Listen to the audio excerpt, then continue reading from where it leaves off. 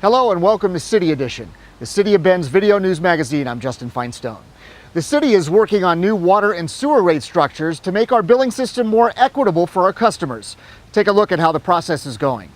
We just completed 2 rate workshops at the end of September and mid-October, which included City Council, members of our existing citizen advisory committees, Budget Committee, Sewer Infrastructure Advisory Committee, Extra Strength Committee, and staff, along with our rate consultants. The last 2 meetings really have been about trying to integrate some of the work on extra strength charges for our high sewer users, as well as some of the work on infrastructure planning and projects, to integrate that work into developing rates that are fair, equitable, and affordable for our community. We're having these meetings because Bend's water rate structure is outdated. It's basically left over from the days when a lot of houses in Bend didn't even have water meters and everybody paid the same amount for their water.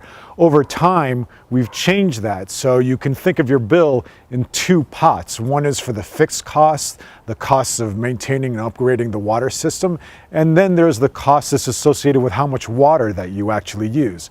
What we want to do is move to a system where the bill more reflects how much water you actually use.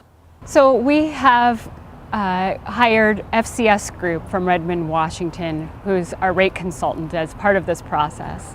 They bring experience of over 1,100 rate studies across municipalities throughout the West, and that provides us a lot of depth of experience and knowledge of the methodology of doing these rate studies.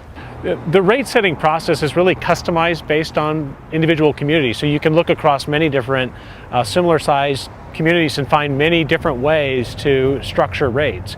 And so what's important is that Bend takes some of that information and incorporates best practices, but also comes up with the right rate structure for Bend. Now, on the fixed cost part, basically we have to maintain the system so that it meets the peak demand, the most water possible on any given day, plus the amount of water that we need to put out fires. So it's peak demand plus fire flow.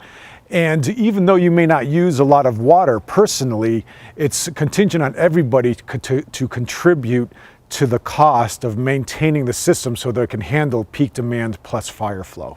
So several of the priorities that came out of the meetings are one, to keep it simple so that our ratepayers can understand what changes that we're making, really phase in some of the implementation so that we're not seeing big rate spikes for certain classes of customers, and to also be mindful of the revenue that we're trying to collect to build the infrastructure that's needed for economic growth.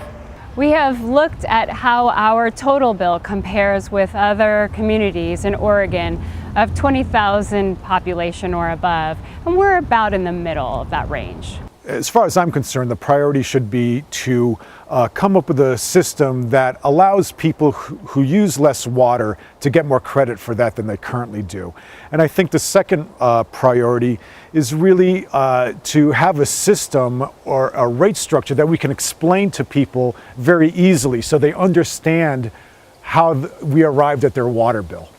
The next step in the rate modernization process is for the staff to bring formal rate recommendations to Council during the next work session on November 5th.